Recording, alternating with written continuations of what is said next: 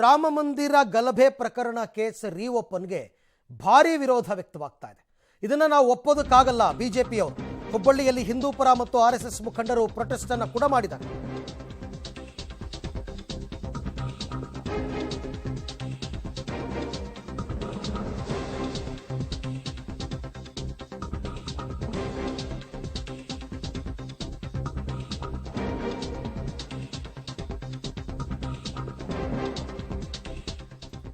ರಾಮ ಮಂದಿರ ಗಲಭೆ ಪ್ರಕರಣ ಕೇಸ್ ರೀಓಪನ್ಗೆ ವಿರೋಧ ವ್ಯಕ್ತವಾಗಿದೆ. ಹುಬ್ಬಳ್ಳಿಯಲ್ಲಿ ಹಿಂದೂಪರ ಮತ್ತು ಆರ್ಎಸ್ಎಸ್ ಮುಖಂಡರು ಪ್ರತಿಭಟನೆ ಮಾಡಿದ್ದಾರೆ. ಶಹರ ಠಾಣೆಗೆ ಮುತ್ತಿಗೆ ಹಾಕಿದ್ದಾರೆ. ಶಹರ ಠಾಣೆ ಇನ್ಸ್ಪೆಕ್ಟರ್ ಮುಸ್ಲಿಂ ಇನ್ಸ್ಪೆಕ್ಟರನ್ನು ಸರ್ಕಾರ ಬಳಸಿಕೊಂಡು ಬೆದರಿಕೆ ಹಾಕ್ತಿದೆ ಅಂತ ಕಿಡಿಕಾರಿದ್ದಾರೆ. ಹಾಗಾಗಿ ಪ್ರತಿಭಟನಾಕಾರರ ಮನವೊಲಿಸಿದ್ದಾರೆ ಡಿಸಿಪಿ ರಾಜೀವ್ ಅವರು.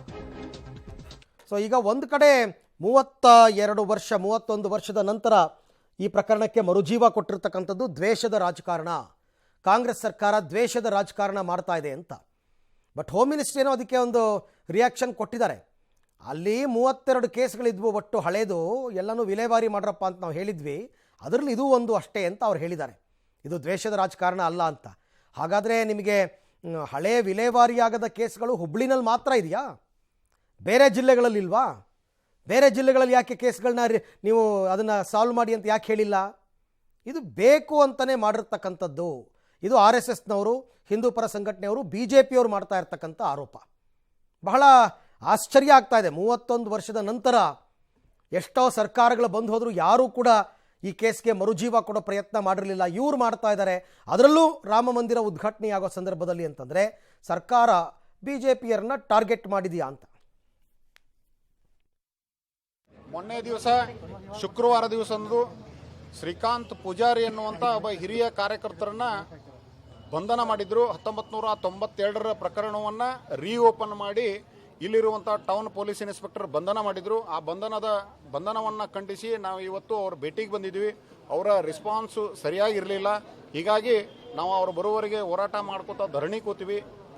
ಹಿರಿಯ ಪೊಲೀಸ್ ಅಧಿಕಾರಿಗಳು ಬಂದು ಅವನ ಪರವಾಗಿನೂ ಕ್ಷಮೆಯನ್ನು ಕೋರಿದ್ದಾರೆ. ಎಲ್ಲಿ ಲ್ಯಾಪ್ಸ್ ಆಗಿದೆ, ಯಾಕೆ 1992ರ ಪ್ರಕರಣ ಈಗ ಯಾಕೆ ಮರುಜೀವ ಪಡೆಯಿತು ಅನ್ನೋದನ್ನು ನಾವು ಆಂತರಿಕವಾಗಿ ತನಿಖೆ ಮಾಡ್ತೀವಿ ಅಂಥೇಳಿ ಹಿರಿಯ ಪೊಲೀಸ್ ಅಧಿಕಾರಿಗಳು ನಮ್ಮ ಜೊತೆ ಮಾತಾಡಿದ್ದಾರೆ, ಒಪ್ಪಿಕೊಂಡಿದ್ದಾರೆ. ನಮ್ಮದು ಆಗ್ರಹ ಇದೆ, ಈ ರೀತಿ ಹಿಂದೂ ಕಾರ್ಯಕರ್ತರನ್ನು ಬಂಧನ ಮಾಡಬಾರ್ದು, ಅಮಾಯಕರನ್ನ ಬಂಧನ ಮಾಡಬಾರ್ದು ಅಂತೇಳಿ ನಾವು ಆಗ್ರಹ ಪಡಿಸಿ ನಮ್ಮ ಹೋರಾಟವನ್ನು ಇವತ್ತಿನ ದಿವಸ ಹಿಂತಕೊಳ್ತಾ ಇದ್ದೀವಿ. ನಿಶ್ಚಿತವಾಗಿಯೂ ಕಾಂಗ್ರೆಸ್ ಸರ್ಕಾರದಲ್ಲಿ ಹಿಂದೂ ಸಂಘಟನೆ ಕಾರ್ಯಕರ್ತರ ರಕ್ಷಣೆ ಇಲ್ಲ.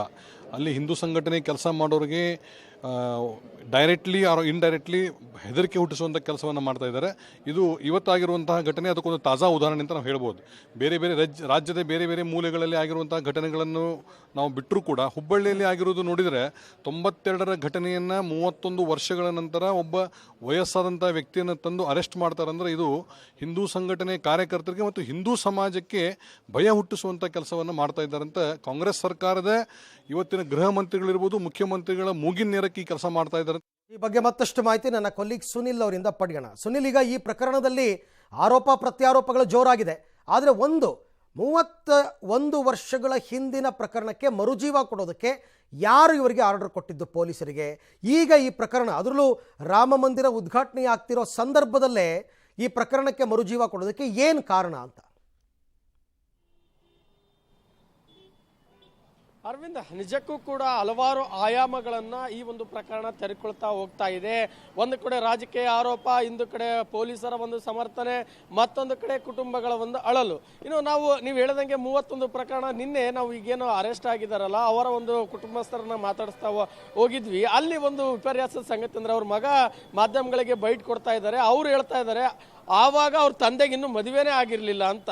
ಸೊ ಅವ್ರ ತಂದೆಗೆ ಮದುವೆ ಆಗಿ ಮಗ ಮದುವೆ ವಯಸ್ಸಿಗೆ ಬಂದಾಗ ಈಗ ತಂದೆಯನ್ನ ಅರೆಸ್ಟ್ ಮಾಡಿರುವಂಥದ್ದು ಎಷ್ಟರ ಮಟ್ಟಿಗೆ ಸರಿ ಅನ್ನೋದು ಮನೆಯವರ ವಾದ. ಇನ್ನು ಎರಡನೆಯದು, ನಿಜಕ್ಕೂ ಕೂಡ ಇದು ಕೇವಲ ಒಂದು LOP ಕೇಸ್ ಅಂದರೆ LPC case, land long pending cases ಅಡಿಯಲ್ಲಿ ಇದನ್ನು ಪ್ರಕರಣ ಇತ್ಯರ್ಥಗೊಳಿಸಲಾಗಿದೆಯೋ ಅಥವಾ ಇದರಿಂದ ಬೇರೆ ಏನಾದರೂ ದುರುದ್ದೇಶ ಇದೆಯೋ ಅನ್ನೋದರ ಬಗ್ಗೆ ಸರ್ಕಾರ ಅಥವಾ ಪೊಲೀಸ್ ಇಲಾಖೆ ಇನ್ನೂ ಕೂಡ ಸ್ಪಷ್ಟನೆಯನ್ನು ನೀಡಿಲ್ಲ. ಯಾಕೆ ಈ ಅನುಮಾನಕ್ಕೆ ಕಾರಣ ಆಗಿದೆ ಅಂದರೆ ಕೇವಲ ಇವರೊಬ್ಬರೇ ಅಲ್ಲ, 9 ಜನರು ವಿರುದ್ಧ 92ರಲ್ಲಿ ಶಹರ ಠಾಣೆಯಲ್ಲಿ ಪ್ರಕರಣ ದಾಖಲಾಗಿತ್ತು. ಅಲ್ಲಿಂದ ಇಲ್ಲಿಯ ತನಕ ಯಾರನ್ನು ಕೂಡ ಬಂಧಿಸಿಲ್ಲ. ಆದರೆ ಇವರು ಒಂದು ಮುನ್ನೆಚ್ಚರಿಕಾ ಕ್ರಮವಾಗಿ ಜಾಮೀನನ್ನ ಪಡೆದು ಹೊರಗಡೆ ಇದ್ರು. ಅದು ಸಹಜವಾಗಿ ಪ್ರತಿಯೊಂದು ಹೋರಾಟದಲ್ಲಿ ಯಾರು ಭಾಗಿಯಾಗಿರ್ತಾರೋ ಅವರು ಜಾಮೀನಿಯನ್ನ ಪಡೆದಿರ್ತಾರೆ. ಆದರೆ ಶುಕ್ರವಾರ ಏಕಾಏಕಿ ಶ್ರೀಕಾಂತ್ ಮನೆಗೆ ತೆರಳಿದಂಥ ಪೊಲೀಸರು ನಿಮ್ಮನ್ನ ವಿಚಾರಣೆ ಮಾಡ್ತಿದ್ದೀವಿ ಅಂತ ಹೇಳಿ ಅದೇ ಆಟೋದಲ್ಲಿ ಕರೆದುಕೊಂಡು ಬಂದಿದ್ದಾರೆ ಅನ್ನೋದು ಆರೋಪ. ಆದರೆ ಪೊಲೀಸರು ಯಾಕೆ ಈ ಸಮಯದಲ್ಲಿ, ಇಡೀ ದೇಶವೇ ಇವತ್ತು ರಾಮನ ಜಪ ಮಾಡ್ತಾ ಇದೆ, ಅದಕ್ಕೆ ಅಣಿಯಾಗಿದ್ದು ಕೂಡ ಹುಬ್ಬಳ್ಳಿಯಲ್ಲಿ ಸಾಕಷ್ಟು ಗೋಲಿಬಾರಿಗಳಾಗಿದ್ದಾವೆ, ಎನ್ಕೌಂಟರ್ಗಳಾಗಿದ್ದಾವೆ. ಈ ಒಂದು ವಿಚಾರವಾಗಿ ಸಾಕಷ್ಟು ಗಲಾಟೆ ಆಗಿದೆ. ಇಂಥ ಸಮಯದಲ್ಲಿ ಒಂದು ವೇಳೆ ಇವರನ್ನಾದರೂ ನಾವು ಜೈಲಿಗೆ ಕಳಿಸಿದ್ರೆ ಈ ಪರಿಸ್ಥಿತಿ ಎಲ್ಲಿಗೆ ಹೋಗುತ್ತೆ ಅನ್ನೋದು ಸ್ವಲ್ಪ ಒಂದು ಆಲೋಚನೆ ಪೊಲೀಸರಿಗಿರ್ಲಿಲ್ವಾ ಅಥವಾ ಆ ಠಾಣೆಯ ಇನ್ಸ್ಪೆಕ್ಟರ್ಗೆ ಇರ್ಲಿಲ್ವಾ ಅಂತ ಅನುಮಾನ ಮೂಡಿರುವಂಥದ್ದು. ನಿನ್ನೆಯೂ ಕೂಡ ಸಾಕಷ್ಟು ಬದಲಾವಣೆಗಳಾದವು. ನಿನ್ನೆ ಮಹೇಶ್ ಟೆಕ್ನಿಕ್ ಅವರು ಶಾಸಕರು ಅವರ ಮನೆಗೆ ತೆರಳಿದ್ರು. ಸಾಂತ್ವನ ಹೇಳಿದ ಬಳಿಕ ಮತ್ತೊಂದಿಷ್ಟು ಐ ಡ್ರಾಮಾ ಠಾಣೆಯ ಮುಂದೆ ನಡೆಯಿತು.